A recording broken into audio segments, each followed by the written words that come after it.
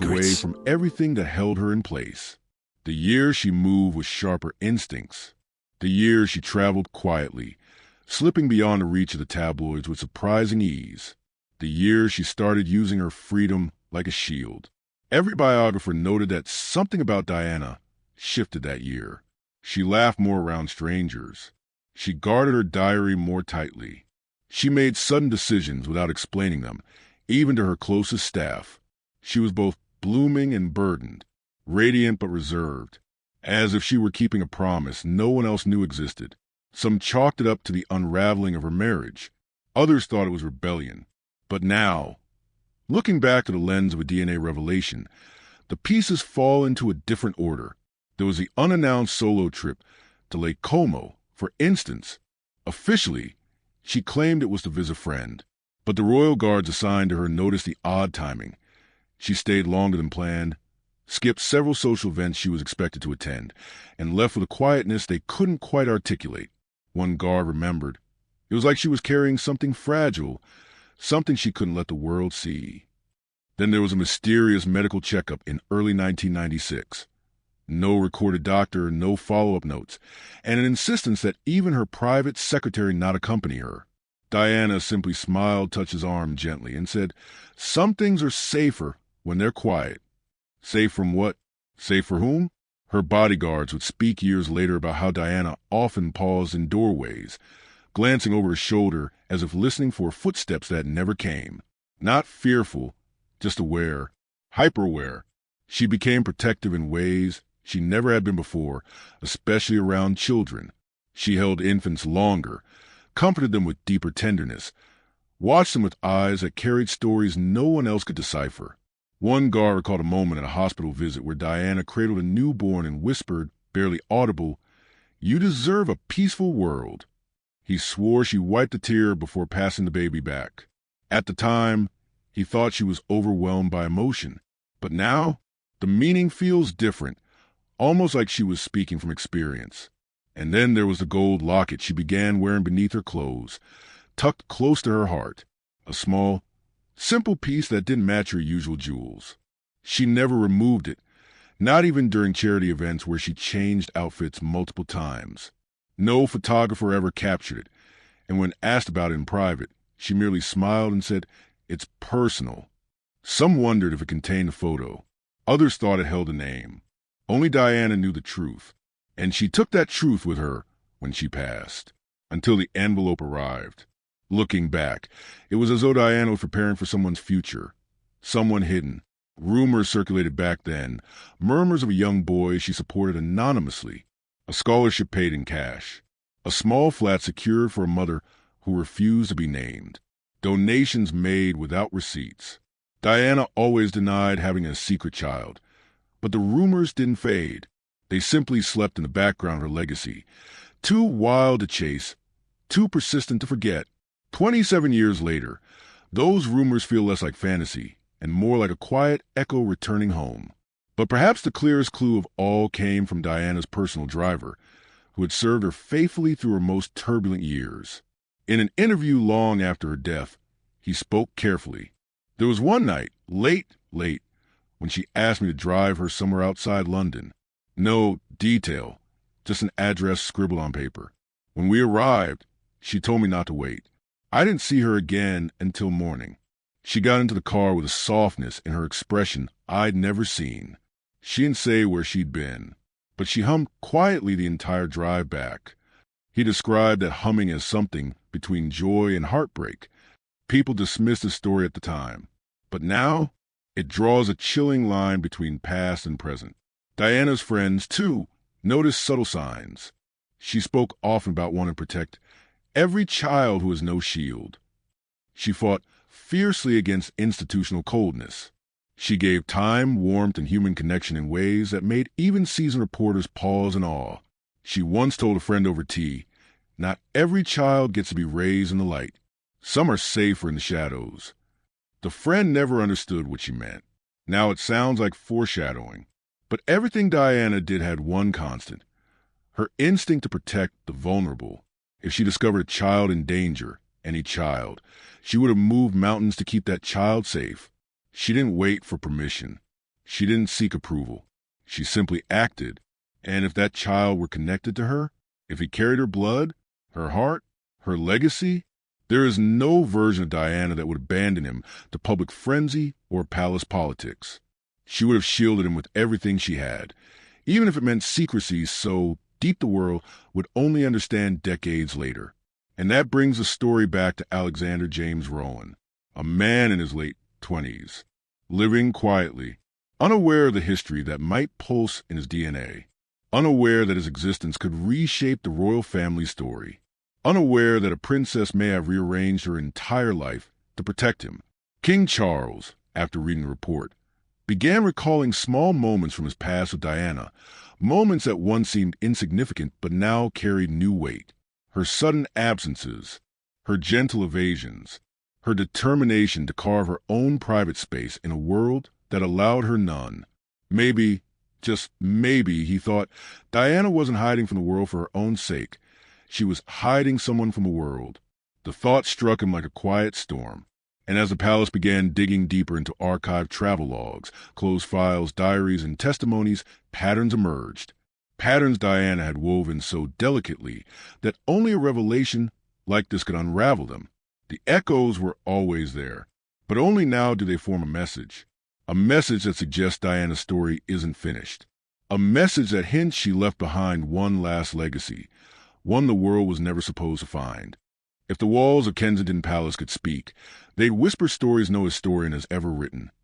Stories of footsteps in the wrong hallway at the wrong hour, of doors closing a second too quickly, of glances exchanged between guards who knew protocol was only half their job. Yet even the most disciplined royal guards sometimes carry memories they never dare to file. And when the DNA results surfaced, those memories, buried under decades of silence, rose like dust shaken from an old uniform. The royal guards who served Diana were unlike any team before or after. They moved with strict military precision, yet softened instinctively around her. She made eye contact. She said their names. She noticed when someone had a limp or when a guard hadn't eaten. To them, she wasn't the Princess of Wales. She was simply, ma'am, a woman they would have walked through fire for. And because of that loyalty, they witnessed things the world never knew. One such guard, decades into retirement, kept a diary locked inside a cedar chest. He never intended to publish it, not out of fear but respect. Inside were entries written in clipped, discreet language, the kind a trained soldier uses to document sensitive observations. After the envelope incident, palace investigators discreetly contacted him. With trembling hands, he agreed to share a few pages under strict confidentiality. One entry, dated autumn 1995, read, "Ma'am requested modified route. No press, no trackers. One additional stop outside the pre-cleared zone. Upon return, she appeared emotionally heightened. No danger observed. She thanked me twice." Another entry, only 3 lines long, carried more weight than pages of speculation. "Escorted ma'am to a private residence. Unknown woman greeted her at door. Short meeting. Ma'am held infant. She cried quietly." The investigators paused at that line. The guard had written it without flourish, without conclusion, just the bare truth as he saw it. When he was interviewed, he clarified softly, "I didn't know whose child it was. I didn't ask. But Diana, she held that baby like he was her entire world." Another guard, younger at the time, remembered a night when Diana insisted on walking alone in the palace garden. Something highly discouraged with someone under constant threat. He followed at a respectful distance, breaking protocol just enough to keep her safe. She paced beneath the trees, moonlight catching the edges of her hair, speaking softly to someone on the phone. He never heard the full conversation, but he caught fragments carried by the breeze. "Yes, I'm sure. No one must know. He needs a life without the crown on his shoulders." The guard pretended he didn't hear. Diana noticed anyway. She ended the call and approached him with gentle eyes. "You're good at what you do," she said softly. "And sometimes what you do best is let things stay unspoken." He never forgot that moment. And now, with the DNA documents spreading like quiet wildfire behind palace doors, he wondered whether he had witnessed a mother's attempt to carve out a safe future for a child the world wasn't ready for. Other guards recalled smaller things, insignificant at the time but monumental in hindsight. A sealed envelope Diana asked to be delivered only if necessary. An overnight trip registered under a pseudonym. A nurse visiting late one evening, staying exactly 20 minutes, leaving without a word. Diana's sudden fatigue some mornings, her fierce protectiveness around certain topics. One guard remembered driving her from a charity event to a discreet townhouse in Chelsea. Diana asked him to wait in the car. She returned 30 minutes later with her face glowing, not from makeup, but from something deeper. He said she looked like a woman who had just seen her heart outside her body. Back then, guards didn't connect the dots. Their job wasn't to interpret, it was to protect. And yet, each of them sensed that Diana carried a private world she guarded as fiercely as they guarded her. But perhaps the most telling clue came from Sergeant Thomas Avery, one of Diana's most trusted protectors. Avery was the type of man who never embellished a story, never speculated, never breached confidentiality. But when contacted after the DNA revelation, he said something that startled even the investigators. I'd always suspected Diana had one last truth she couldn't share. Not because she was deceptive, but because she knew the institution would swallow it whole. He described a memory from early 1996. Diana stepping into the back of the car, her hands trembling slightly as she adjusted her seatbelt. He'd never seen her nervous before. She faced global attention daily with remarkable calm. But this was different. "Ma'am, are you all right?" he had asked. She hesitated, then whispered, "If life had been kinder, things would be simpler." When he pressed gently, she looked out the window, her voice barely audible. There are people who deserve truth, but they deserve peace even more. At the time, Avery thought she was speaking about William and Harry, her two anchors, her two shadows. Now, the words felt like they carried an entirely different meaning. Another former guard, stationed during Diana's final years, recalled a moment on the balcony of Kensington Palace. Diana stood beside him, watching children play in the gardens below. Her voice was soft, thoughtful. "Some children," she said, "are written into history before they even take their first breath. Others are better protected when they're invisible." The guard nodded politely, unsure how to respond. Diana turned to him with a faint, sad smile. "And sometimes the invisible ones are the ones we love the most." He never understood what she meant until the day he heard the rumor. The one tying Diana's name to a young man who had lived his entire life outside the royal spotlight. These testimonies weren't public. They were fragments collected behind closed doors, sifted through by a handful of senior officials who understood the gravity of the situation. But the picture they painted was hauntingly consistent. Diana was hiding something. Something fragile.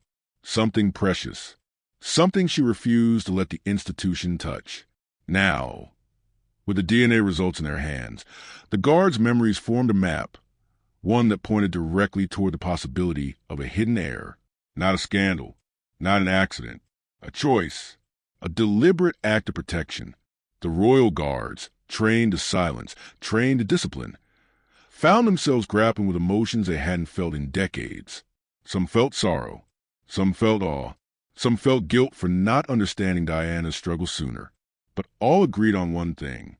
If Diana shielded this young man from the world, she must have believed the world was not yet ready for him.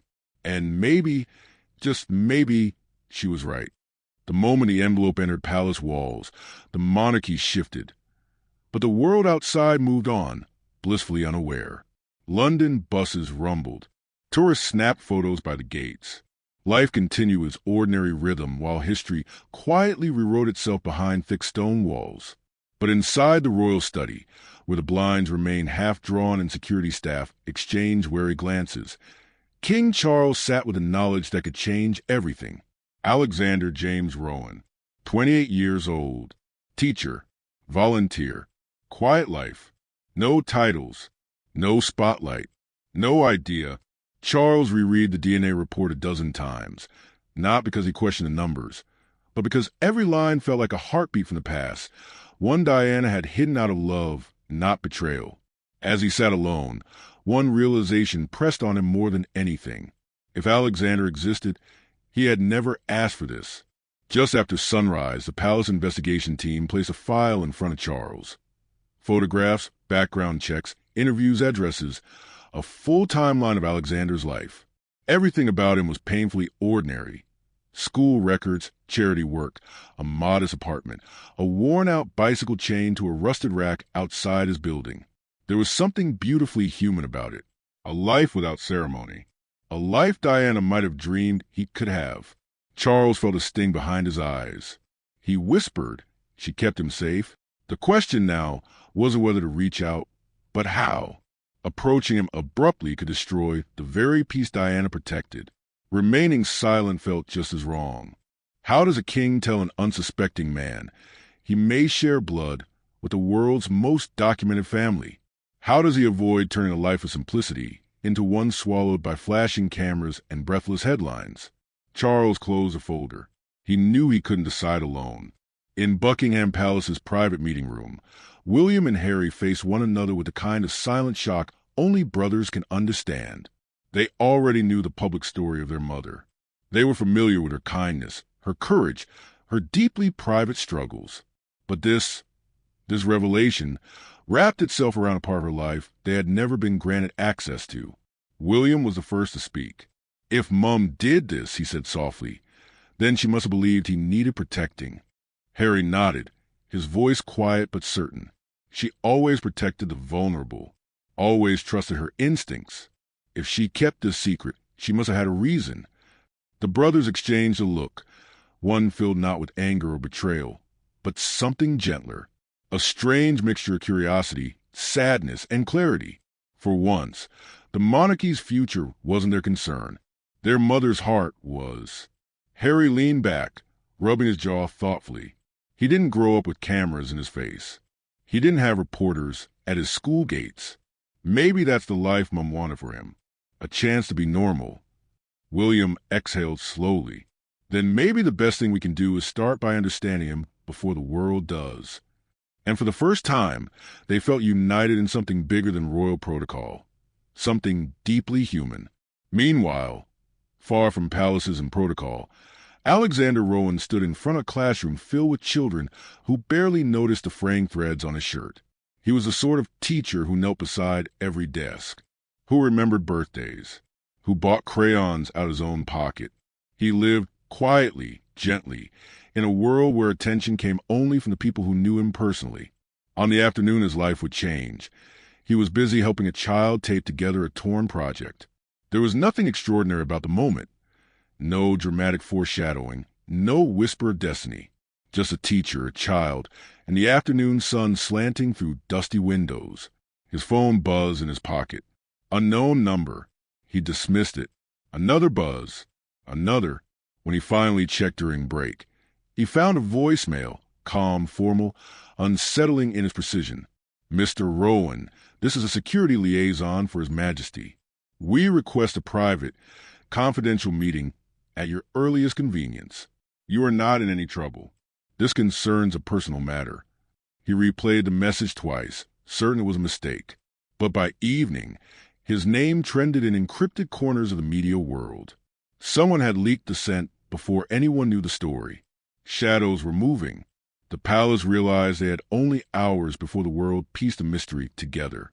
That night, a convoy with no royal markers pulled up outside Alexander's apartment.